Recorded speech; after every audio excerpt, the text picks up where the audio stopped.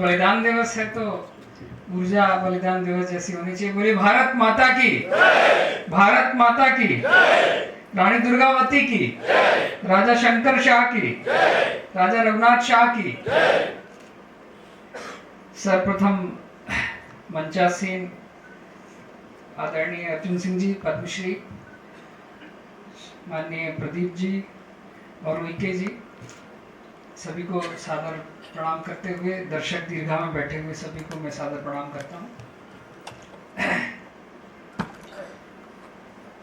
ये विषय संघ के द्वारा प्रशांत जी बैठे हैं, लगभग 6 वर्ष या के पहले हम लोगों ने तय किया था कि पूरे शहर में प्रत्येक प्रमुख चौराहे पर 52 वक्ता जाएंगे और 52 छोटी छोटी जगहों पर पूर्व संध्या पर, मतलब 18 के पहले पूर्व संध्या पर 52 जगह पर जहाँ जहाँ भी प्रमुखता से क्षेत्र है वहाँ पर इस राजा शंकर शाह रघुनाथ शाह की जो वीर गाथा है उसका अलग जगाएंगे। और मैं समझता हूँ कि उसी श्रृंखला में आज हम यहाँ पर हैं। इन दोनों घटनाओं के बीच 2-3 बहुत महत्वपूर्ण बातें हुई हैं। सबसे पहली बात तो ये हुई है कि भारत जो है वो आज़ादी के अमृत काल में प्रवेश किया है। मतलब आज़ादी 75 वर्ष हो गए, अब ये लगभग 70वां वर्ष आ रहे हैं। माननीय प्रधानमंत्री जी ने जब आज़ादी 75 काल की रूपरेखा सबके सामने रखी तो जो उन्होंने 5 बातें कही उसमें सबसे प्रमुख बात ये थी कि आज़ादी के 75 के काल में जो सबसे महत्वपूर्ण काम होगा वो ये होगा कि हम उन गुमनाम वीरों को याद करेंगे जिन्होंने इस देश को स्वतंत्र बनाने में अपना सब कुछ न्यौछावर कर दिया और समाज में उनके बारे में अभी कोई जानकारी नहीं है। उनका ही आह्वान था और हमारे संगठन का और विचारधारा के जो सभी संगठन थे सबका प्रयास था कि पूरे देश भर में प्रत्येक विश्वविद्यालय में, प्रत्येक स्कूल में, प्रत्येक विद्यालय में, हर जगह पर वहां के उस क्षेत्र के जो गुमनाम शहीद थे सबके बारे में एक संकलन किया गया और लोगों को उनके आसपास के क्षेत्र के शहीदों के बारे में बताया गया। मुझे बड़ा हर्ष है बताते हुए कि देश की राष्ट्रपति भी जनजाति समाज से हैं और राष्ट्रपति भवन में पूरे देश से लगभग 8000 के आसपास जो प्रमुख शिक्षकों के बीच में से चयनित 1000 शिक्षकों को वहां बुलाया गया और उनके बीच में भी इन गुमनाम शहीदों के बारे में वर्णन किया गया, जिनमें गुमनाम अधिकांश जनजाति समाज के थे। आज जब हम पूरा परिदृश्य देखते हैं, भारत बनाम इंडिया की बहस देखते हैं, तो सहसा यही आता है कि भारत वही भारत है जिसे गुमनाम चरखे से आज़ादी दिलाने वाले इंडिया परस्त लोगों की जो बात है उसके सामने एक हमारा भी वर्टिकल खड़ा हुआ है। ये विमर्श की बात है। मैं बहुत भावनात्मक रूप से राजा शंकर शाह रघुनाथ शाह से जुड़ा रहा। परिवार में जब कहानियां बताई जाती थी तो दादी नानी यही कहानी बताती थी कि हमारे ये गढ़ के राजा ये किए वो किए, बचपन से। अभी जो बड़ी लय पूर्वक जो कविता है तो मुझे पता है कि उस वक्त और बंद भी इसके उपलब्ध हैं कहीं ना कहीं। आप पूरे बंदों को पढ़ें तो आपको समझ में आता है कि कितनी मतलब राष्ट्र प्रेम को किस तल्लीनता के साथ और किस भाव के साथ लिखा गया। तो अगले कुछ मिनट में मैं आपको उस यात्रा में ले जाता हूं। लेकिन क्या राजा शंकर शाह रघुनाथ शाह का जीवन चरित्र समझ लेने से आप उस विशाल, मैं समझता हूं संरचना जिसे हम कह सकते हैं भारत देश का एक बहुत महत्वपूर्ण हिस्सा, उसको छुए बिना राजा शंकर शाह रघुनाथ शाह के बलिदान को समझना नामुमकिन है। मैं अक्सर इस पर शोध कार्य में जो भी होता है लिखता रहता हूँ। कुछ दिन पूर्व एक पुस्तक पब्लिश हुई, उसमें 1608 में जो देश के पहले ब्रिटेन के एम्बेसडर थे सर थॉमस रो, उन्होंने अपना एक हस्तलिखित नक्शा बनाया था, हाथ से ड्रॉ किया हुआ नक्शा था, जिसे हॉकिंस ने जो इनपुट दिए थे उसके बाद वो जो नक्शा था वो नक्शा बनाया गया था। उस नक्शे में 4 ही बातें प्रमुखता से लिखी थी। सबसे पहला तो मुगल साम्राज्य लिखा था, दूसरा राजपूताना लिखा था, तीसरा गोंडवाना लिखा था और चौथा विजयनगर साम्राज्य लिखा था। मात्र उनकी समझ में ये 4 प्रमुख रियासतें उस वक्त लिखी थी और क्षेत्रफल की दृष्टि से मतलब मुगल सल्तनत के बाद क्षेत्रफल की दृष्टि से जो सबसे बड़ा क्षेत्र था उसके ऊपर गोंडवाना लिखा हुआ। उनकी समझ में उन्होंने गोंडवाना उसको कहा कि वनों में रहने वाले वो साम्राज्य, मतलब उन्होंने जिनको सबको एक कॉमन नाम से पुकारा, उनको उन्होंने गोंडवाना का समुच्चय का नाम दिया, जिसका तात्पर्य उनसे उन राजाओं से था, वो गिरिजन वनों में रहने वाले राजाओं से था जो स्वायत्त रूप से शासनकाल कर रहे थे। और उसको अगर आप उस वक्त आईने अकबरी के साथ कोरिलेट करते, उसकी सीमा को अगर आप कोरिलेट करते, तो उन्होंने वैजाग विजयनगरम के कुरूपम को उसकी पूर्वी सीमा माना। मतलब सोचिए विशाखापट्टनम, जो कुरूपम के राजा हैं देव, उनका भी एंसेस्ट्री जो है वो गोंड नायकों से ही है, उसको कुरूपम डायनेस्टी बोलते हैं। मतलब उसकी पूर्वी सीमा को हम मान रहे हैं उड़ीसा के कुरूपम, जिसे आप मछलीपट्टनम या विजयनगरम बोलते हैं, वहां उनका एक कोना था, वो उसकी पूर्वी सीमा है। उत्तरी सीमा उन्होंने सोनकच्छ, सोनभद्र जिला जो है वहां तक माना, पूर्वांचल के नीचे तक। पश्चिमी सीमा को उन्होंने यहाँ रायसेन देवास के आगे तक, जिसे हम आज भोपाल मानते हैं, भोपाल के आगे देवास तक की सीमा को डोनेट किया उन्होंने, जिसके साक्ष्य मिलते हैं। और दक्षिणी सीमा को उन्होंने लगभग तेलंगाना के आधा राज्य जिसको बोल सकते हैं, गोदावरी के नीचे तक की सीमा बताया। आप इसका ज्योग्राफिकल एरिया देखें तो आप देखें कि आज के 7-8 राज्यों को मिलाकर, उनके हिस्सों को मिलाकर, इतने बड़े क्षेत्र में उन्होंने गोंडवाना क्षेत्र का शासन कहा। लेकिन जब अंग्रेज यहाँ के सेंसस कमिश्नर थे, उन्होंने लिखा tribes and caste of central province के बारे में पुस्तक लिखी। उसमें उन्होंने पहले यही लिखा कि किस प्रकार एक संगठित समाज को, जिसका एक पहचान है, उस समाज में अलग अलग काम करने वाले लोगों को एक अलग अलग पहचान देकर तोड़ दो।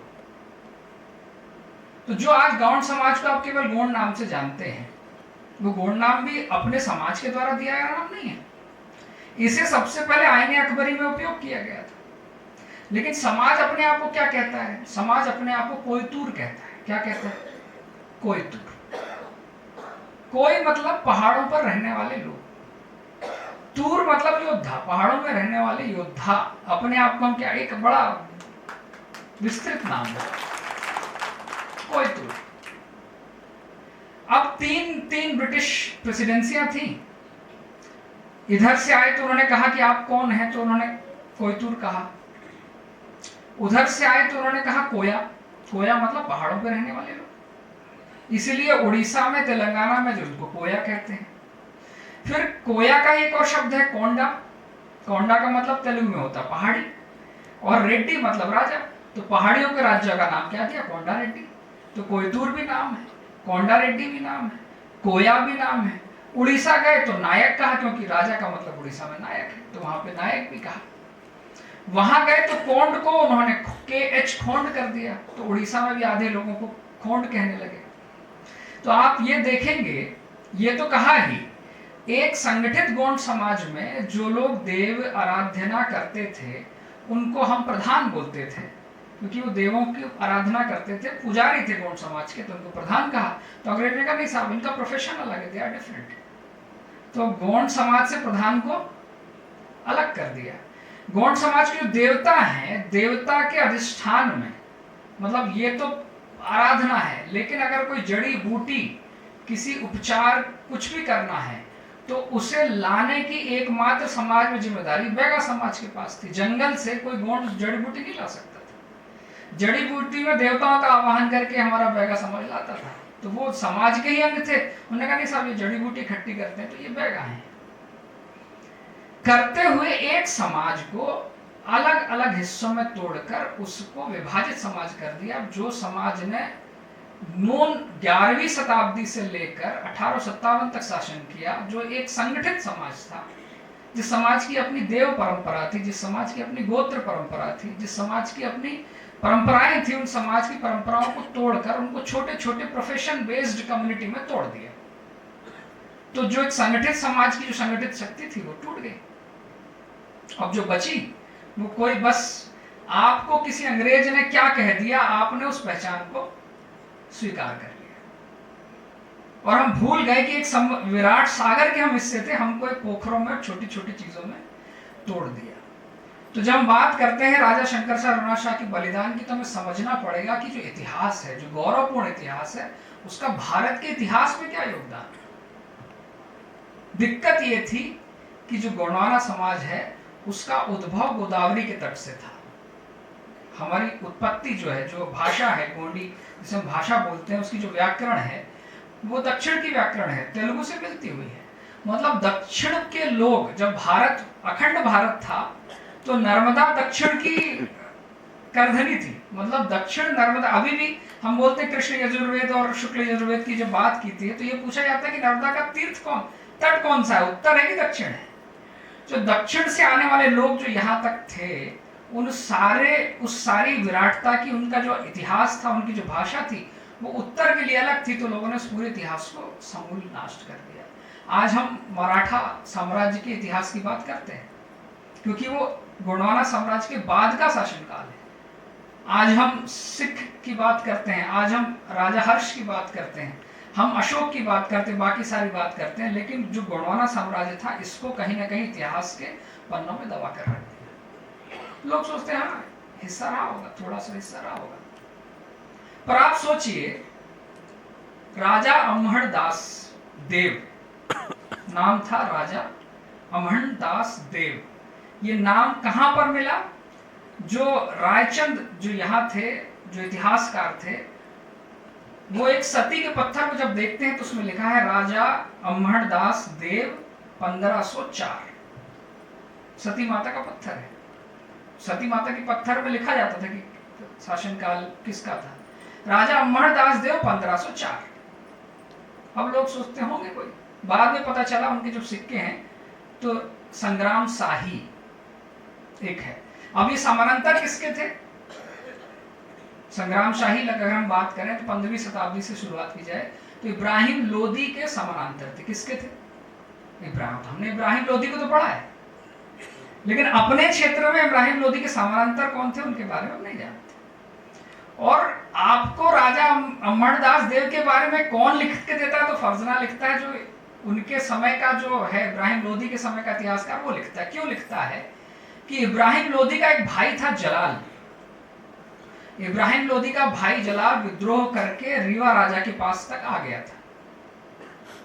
वहां से शरण, उसने देखा कि वहां से रीवा राजा की तरफ से फिर भाग के इधर आया, तो इन्होंने उसको पकड़कर इब्राहिम लोदी को दे दिया और खुद वहां तक गए उसको देने। आप सोचिए, जो बोला जाता है इब्राहिम लोदी भाई जलाल को, जो अपनी सेना, उसको पकड़कर वहां तक गए, बोले आपके राज्य का वो है, विद्रोही है, भागा हुआ है, ये आपको देने आया हूं। तो इब्राहिम लोदी ने स्वीकार, बोला क्या चाहते हो, उस अशरफियां बोले आप कुछ नहीं चाहते, बस संधि ये चाहते कि आप हमारे उस पर आक्रमण ना करें।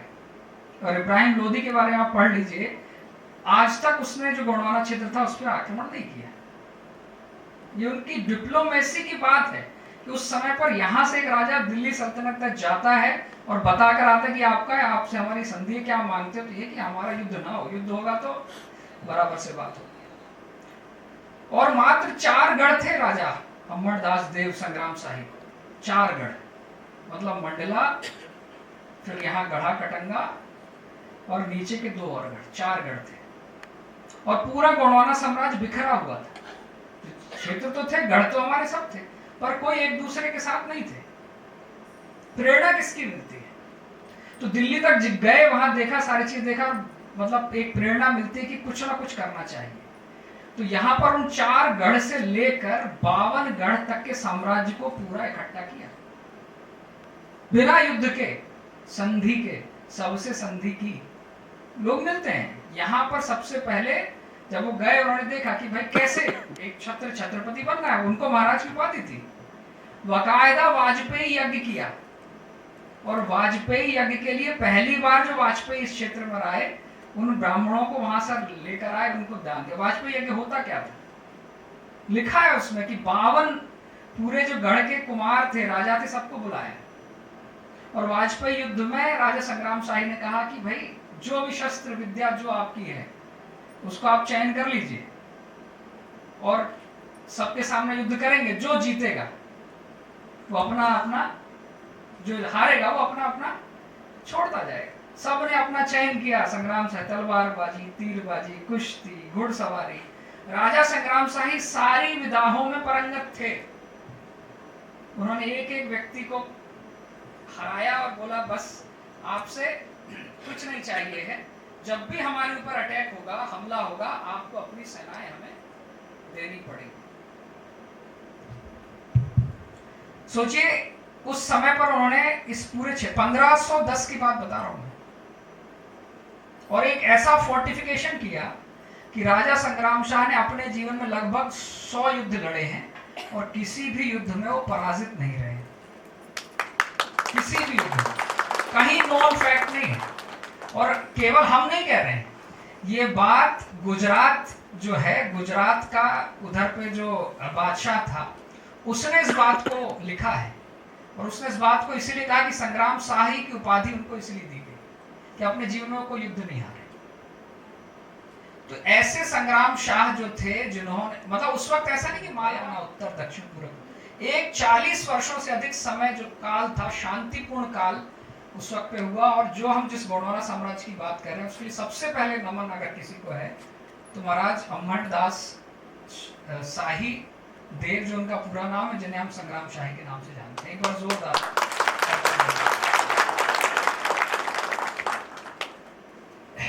इस इतिहास को उनके बिना जानना मुश्किल है, लेकिन 1500वीं शताब्दी से लेके 1857 तक का जो पूरा इतिहास, एक एक इतिहास में ऐसा नहीं कि चीजें अज्ञात हैं, हर चीज मुगल इतिहासकारों ने लिखी है।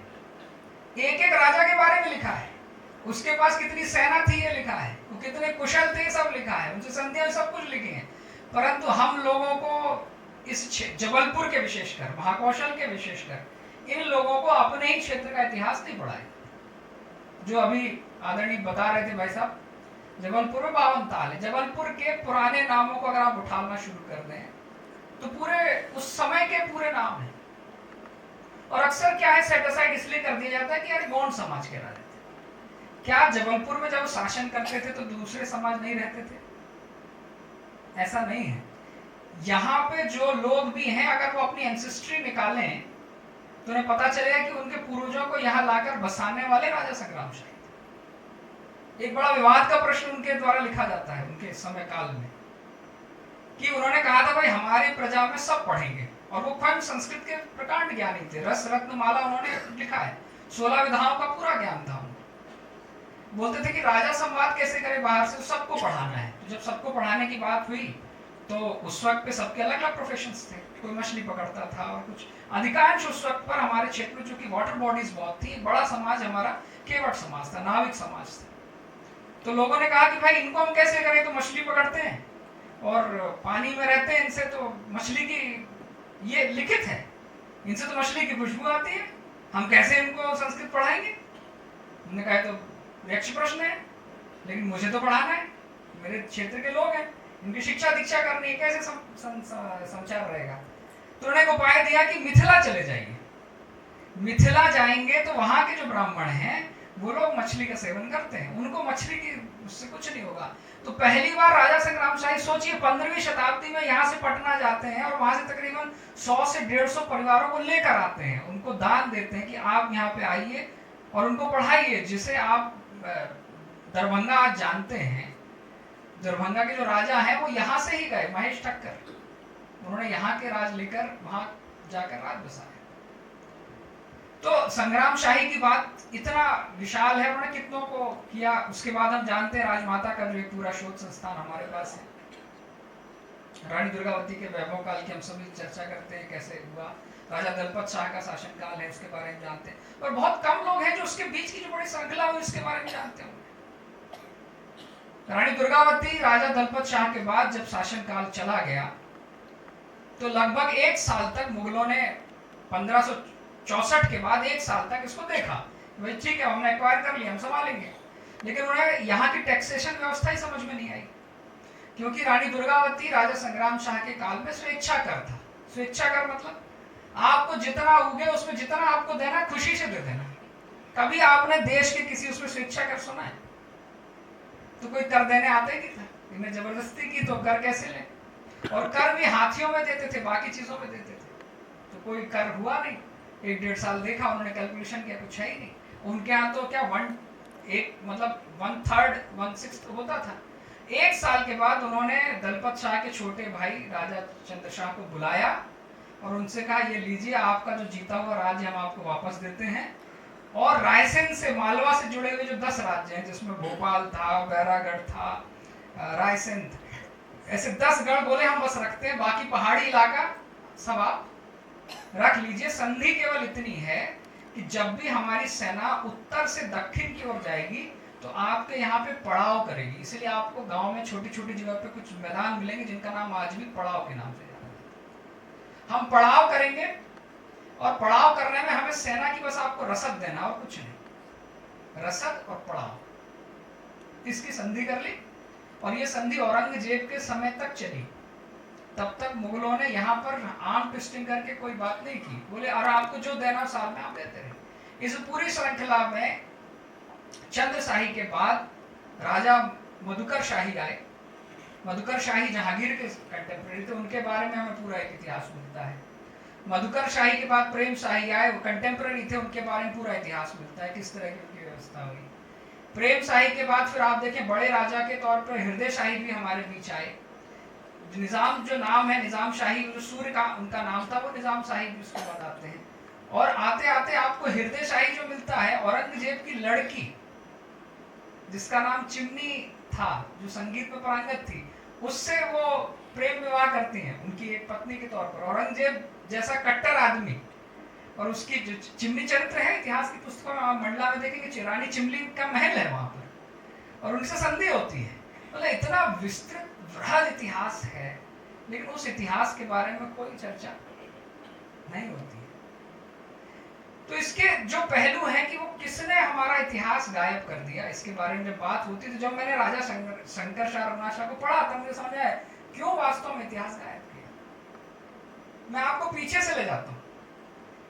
एक बड़े राजनीतिक दल के बड़े नेता थे, शहर के थे, सेठ थे। उनके दादा के नौकर की गवाही पर, उस नौकर का नाम था गिरधारी दास। नौकर का क्या नाम था? गिरधारी दास। उसके गवाही पर राजा संग्राम शाह और रघुनाथ शाह की फांसी हुई। उसकी गवाही पर जब देश आजाद हुआ तो उनके पोते ही शिक्षा मंत्री बने। तो लोगों ने कहा कि भाई ये इतिहास पढ़ाया जाए।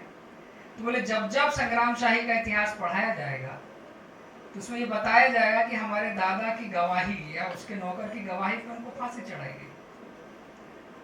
और इस भूमि के पेट से पैदा हुए आखिरी राजा वही थे, राजा संग्राम शाह और रघुनाथ शाह। उसके बाद जब हारे गए थे तो उस सेठ ने, जिसके नौकर की गवाही से हुआ था, अंग्रेजों से ये सल्तनत खरीदी।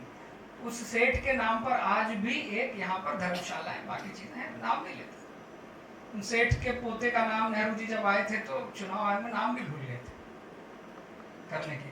तो बात यह है कि जो चरखे से आजादी वाला नैरेटिव था, उस नैरेटिव ने तय किया कि ना रानी दुर्गावती का इतिहास पढ़ाएंगे, ना राजा शंकर शाह का पढ़ाएंगे, ना रघुराज शाह का पढ़ाएंगे, क्योंकि अगर उनका इतिहास पढ़ाने लगे तो इन लोगों ने किसके साथ कच्चे चिट्ठे खोलकर क्या किया है उसकी बात है। अब बात आती है 18 सितंबर की। 18 सितंबर की कहानी शुरू होती है 14 सितंबर से। 14 सितंबर को पकड़े गए, जैसा अभी बात बताई। मैंने पुस्तक लिखी है उसके ऊपर, आपको उसकी प्रति उपलब्ध होगी, राष्ट्रवीर राजा शंकर शाह रघुनाथ शाह। बहुत बारीक से बारीक डिटेल है, लेकिन हम भूल जाते हैं कि कितनी क्रूशियल इंपॉर्टेंट डील थी। 52वीं बटालियन उस समय पर अंग्रेजों की सबसे बड़ी बटालियन थी। उसको 52वीं नेटिव इन्फेंट्री बोलते हैं। कौन सी? 52वीं। इत्तेफाक देखिए, 52 गढ़ और 52वीं नेटिव इन्फेंट्री, सबसे बड़ी इन्फेंट्री थी। और कोई बोलता केवल राजा शंकर शाह रघुनाथ शाह अकेले बलिदान नहीं था, उनके नीचे सैकड़ों लोगों ने बलिदान दिया, जिसके नाम अभी भी गजट्स में उपलब्ध है। हम में से यहाँ बैठे कुछ लोगों के पूर्वजों की बात होगी तो हो सकता है वो उनके पूर्वज निकले। 2 प्रमुख नाम इसमें आते हैं 52वीं इन्फेंट्री में। वो नाम है ठाकुर पांडे और गजानन तिवारी का। ठाकुर पांडे और गजानन तिवारी 52वीं इन्फेंट्री में एक सूबेदार या किस बड़े पद पर थे। उन्हें जैसे ही मेरठ छावनी के विद्रोह की सूचना मिली तो उन्होंने कहा कि भाई हमारे पास तो इन्फेंट्री में इतने लोग नहीं है, तो किसके पास जाया जाए। तो किसी ने उन्हें बताया कि 1818 में जब पहली बार अंग्रेज यहाँ पर आए थे तो इस शहर के जो कोतवाल थे, वो कोतवाल थे राजा शंकर शाह। कौन थे वो?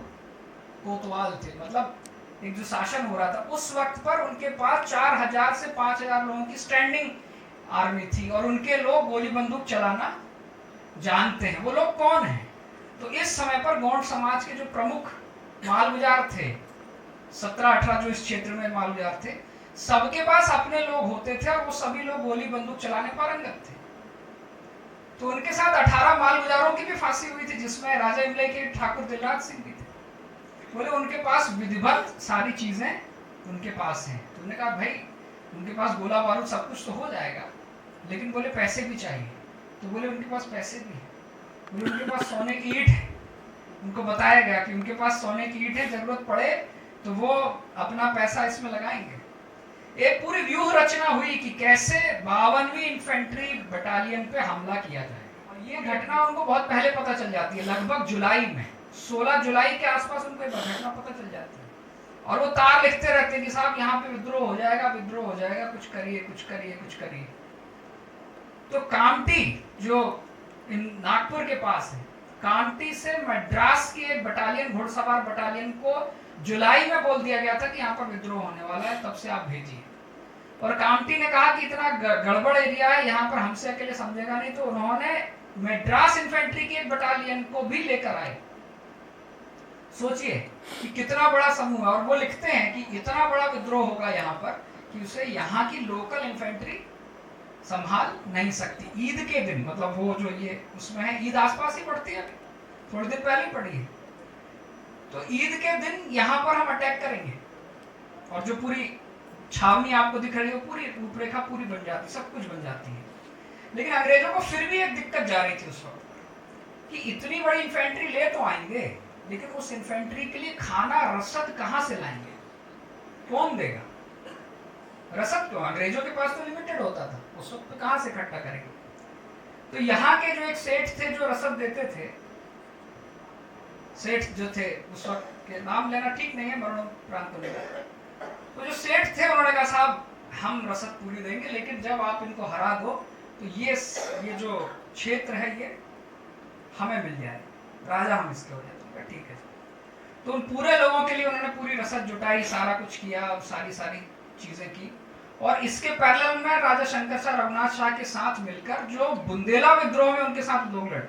राजा शंकर शाह रघुनाथ शाह केवल 1857 की लड़ाई नहीं लड़े हैं, 1818 में उन्होंने मराठा कप्तान जो थे उसको बोला था कि मैं लड़ सकता हूँ, मुझे आप संसाधन दीजिए, हम रोक सकते हैं, वॉक फ्री मिला था। लेकिन उसके बाद 1842 के विद्रोह में राजा शंकर शाह रघुनाथ शाह बिल्कुल प्रत्यक्ष रूप से लड़े हैं और इस बात की गवाही मिलती है, छद्म रूप से लड़े हैं। 1842 बुंदेला विद्रोह में राजा डेलन शाह, मदन शाही, जो सारी चीजें होती हैं उसमें भी उनका योगदान था। और पूरी व्यूह रचना चल रही थी, सब कुछ मिला के सारी रचना चल रही थी, युद्ध करना युद्ध करना युद्ध करना। और लगभग 4 से 5000 लोगों की पूरी एक व्यूह रचना तय हो गई थी कि अब इतना एक युद्ध एक साथ धमाका करेंगे और पूरे उनको तोड़ देंगे। और सारा समाज जुड़ा हुआ था इसमें, सारा समाज, ऐसा नहीं कि केवल गोंड समाज के प्रमुख लोग तो थे ही, लेकिन बाकी समाज भी पूरी तरह से इसमें जुटे हुए थे।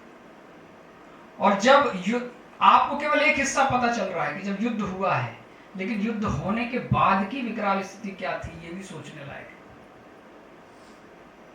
14 सितंबर को जब ये बात आती है, उनको पकड़ लेते हैं तो गढ़ापुरवा से चैन में बांध कर लेके आते हैं, घोड़े पे नहीं, घसीटते हुए।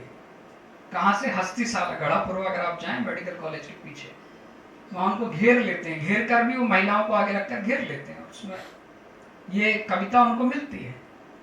वहां से बेड़ियों में बांध कर उनको लेकर आते हैं। कहां लेकर आते हैं? पीली कोठी चर्च, आज भी नाम वही है,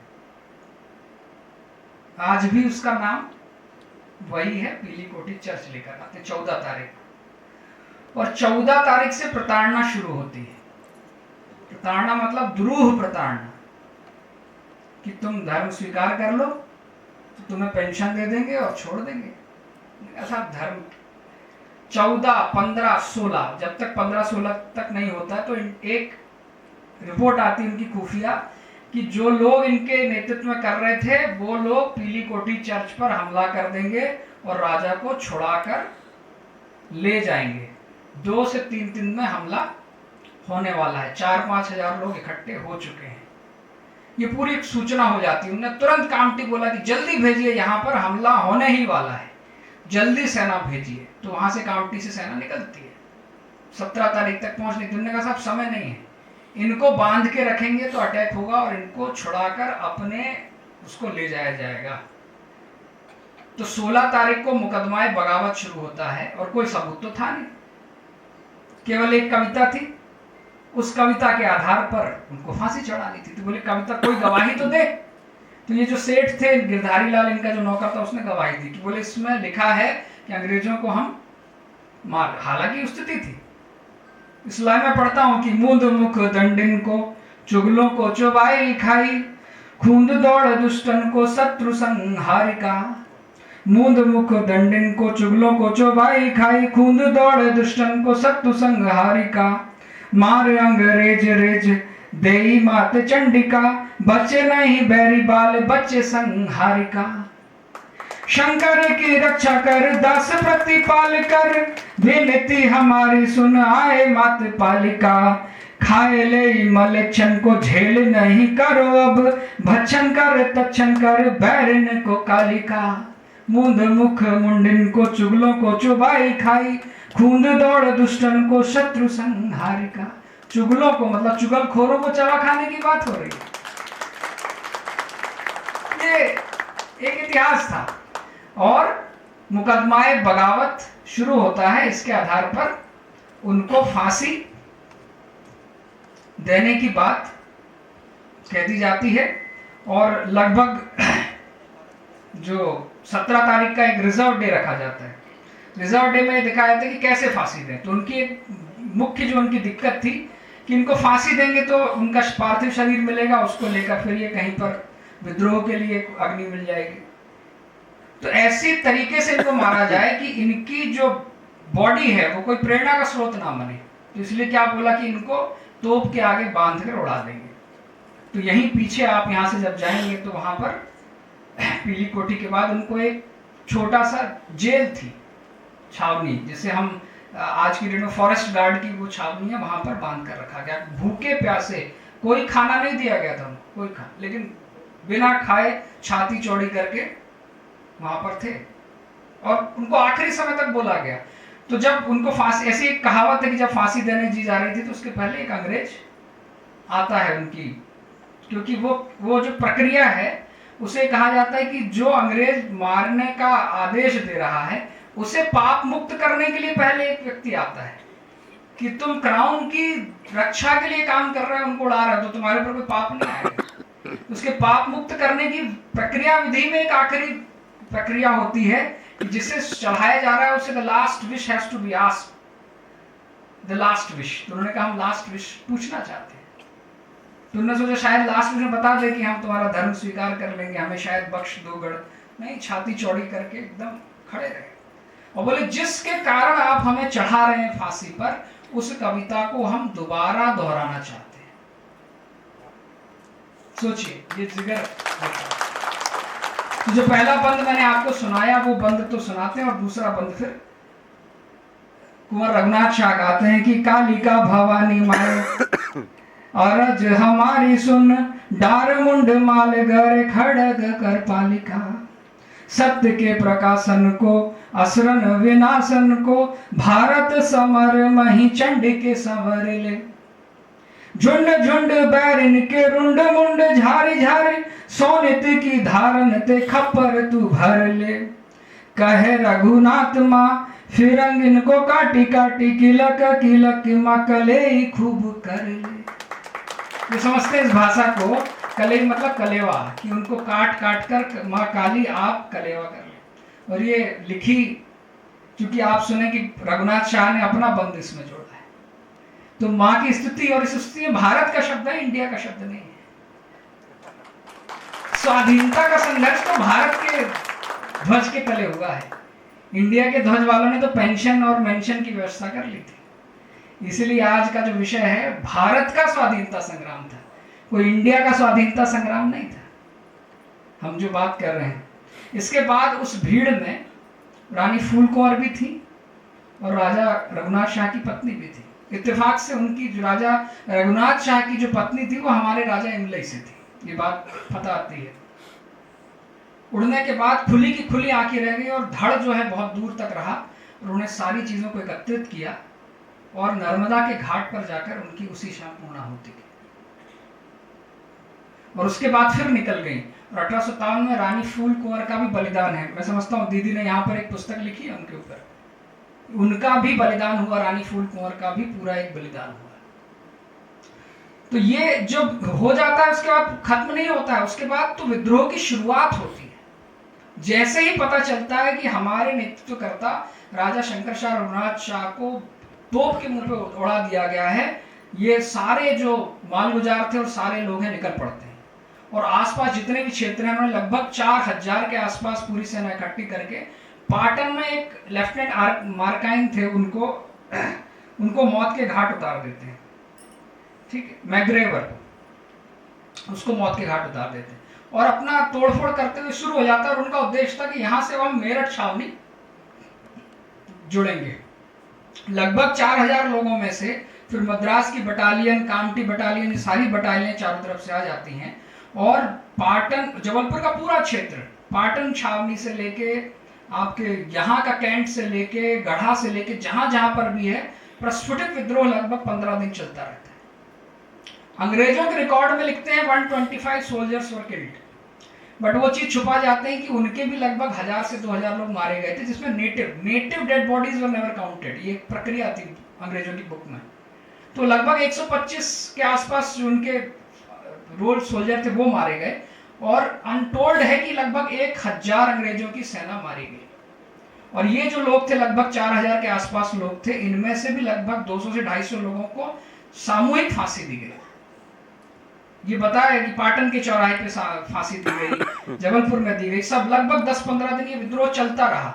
बड़ी बात है कि इस विद्रोह में संत समागम भी जुड़ा है। मेरी पुस्तक में मैंने इस बात को लिखी है कि वो भी अपने खड़क खप्पर तलवार लेके विद्रोह में निकल गए थे, अपने घुड़सवारी लेके।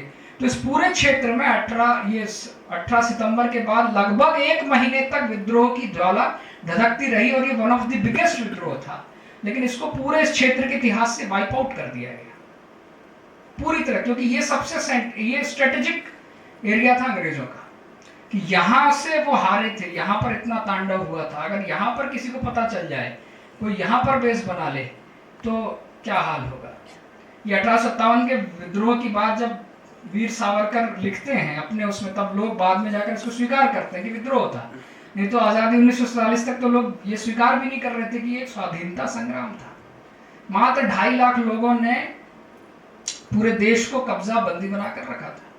लेकिन इस पूरे विद्रोह में जो सबसे बड़ी बात यह है कि जो गोंड मालगुजार थे वो लोग अंग्रेजों के खिलाफ लड़े।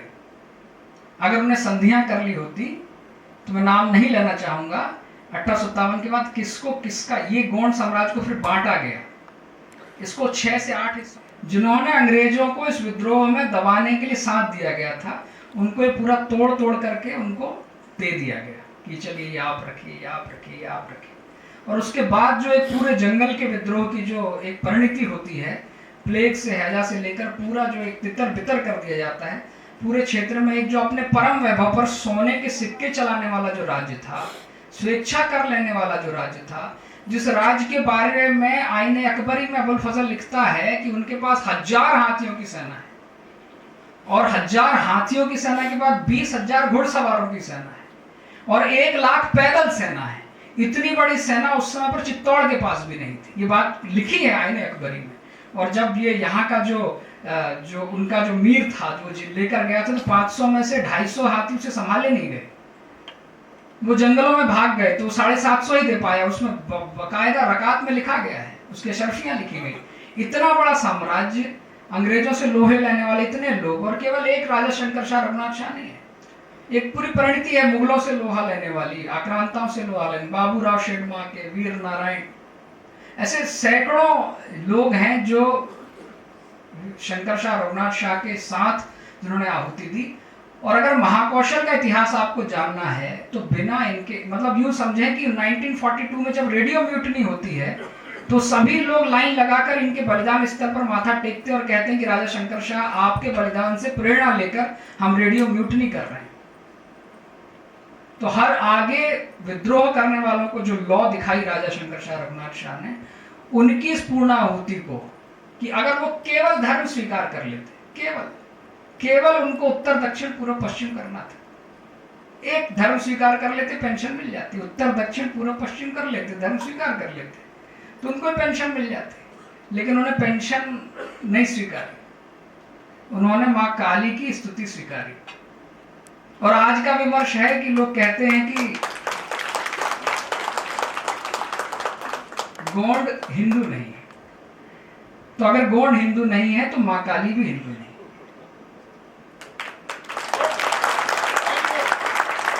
अगर मां काली को हिंदुओं का आराध्य माने तो फिर स्पष्ट कर दो कि मां काली भी हिंदू नहीं। क्योंकि धर्म से तोड़ने की जो सीख है उसी समय दे दी गई थी। इनके राजा नहीं टूटे, प्रजा को तोड़ो, राजा तो नहीं टूटेंगे।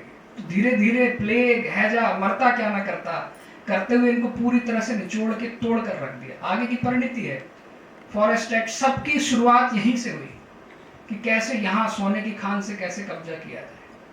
तो एक पूरा विमर्श है, 8 राज्यों का राज्य है, जिसे सर थॉमस रो ने 1608 में पहचान लिया। आजाद होने के बाद सोच समझ कर एक तथाकथित राजनीतिक लोगों ने इस संगठित क्षेत्र को एक राज्य का नहीं होने दिया। अगर चाहते तो उस वक्त की जो बात थी, नागपुर को बसाने वाले गोंड राजा थे, रायपुर को बसाने वाले गोंड राजा थे, बिलासपुर को बसाने वाले गोंड राजा थे, जबलपुर को बसाने वाले गोंड राजा थे, भोपाल को बसाने वाले, जो भोपाल रानी कमलापति की बात है, रायसेन, गिन्नौरगढ़, 52 गढ़ों की बात कर लें, कितना सुंदर एक राज्य होता जिसकी अपनी एक संस्कृति होती। लेकिन उन्होंने सोचा साहब मेरे को यहाँ मुख्यमंत्री बनना है, उसको वहां बनना है, फलाने को वहां बनना है, तो इसको 4-5 हिस्सों में तोड़ो। तो ये एक बड़ा विषय, एक सांस्कृतिक जो एक क्षेत्र था, जिस क्षेत्र में सभी लोग रहते थे, परम वैभव के साथ रहते थे, उस पूरे वैभव के क्षेत्र को एक तरह से तोड़ दिया गया। तो कोई लेखक उस वक्त लिखता है, बाद में उसने लिखा है कि इनको पढ़ने की किताबें, और वो लिखता है कि किस तरह इस समाज के इतिहास को किस तरह एक राजनीतिक दल ने इन गीतों के माध्यम से बताया जाता है कि हमारे इतिहास को जो बेच खाए हैं, लेकिन वो इतिहास जो है वो फिर उठ खड़ा होगा। और इस कविता के माध्यम से आप इसकी अनुभूति को आपने स्वीकार किया होगा। कल का दिन है, 18 सितंबर का दिन है। आप एक बार सोचिए कि क्या जिगर होता होगा तोप के सामने अपने जवान बेटे को बंधे हुए देखना। एक 70 साल का राजा अपने बेटे को बंधा हुआ देख रहा है, लेकिन ये नहीं कह रहा है कि चल तू माफी मांग ले या कुछ कर ले। उसने कहा कि नहीं, हम अपनी जो विरासत है उसे नहीं खो सकते। विरासत किसकी? रानी दुर्गावती की विरासत, हृदय शाह की विरासत, मधुकर शाह की विरासत, मदन शाह की विरासत, राजा संग्राम, ये विरासत को हम नहीं छोड़ सकते। कोई झुका नहीं, झुके नहीं, लड़े, खड़े रहे, एकत्रित रहे। तो आज आज़ादी के 75-76 साल बाद भी आज हम खड़े होकर अपने समाज की बात कर रहे हैं। उसका एकमेव तरीका है जो ये तोड़ने वाली जो चीज़ें हैं, कहीं प्रधान में तोड़ना, इसमें तोड़ना, ये सारे जो विभेद हैं, इनको एक करते हुए अगर आप देखेंगे तो कितना सुंदर ग्रामवासी, नगरवासी, वनवासी का एक समाज है कि जंगलों में रहने वाला समाज भी कितना समृद्धशाली, शक्तिशाली समाज था, जो कभी वैभवशाली था, कभी किसी से झुका नहीं। तो सबसे अंत में माँ नर्मदा के परम भक्त, माँ नर्मदा के परम भक्त थे, बिना रोज दर्शन किए भोजन नहीं करते थे।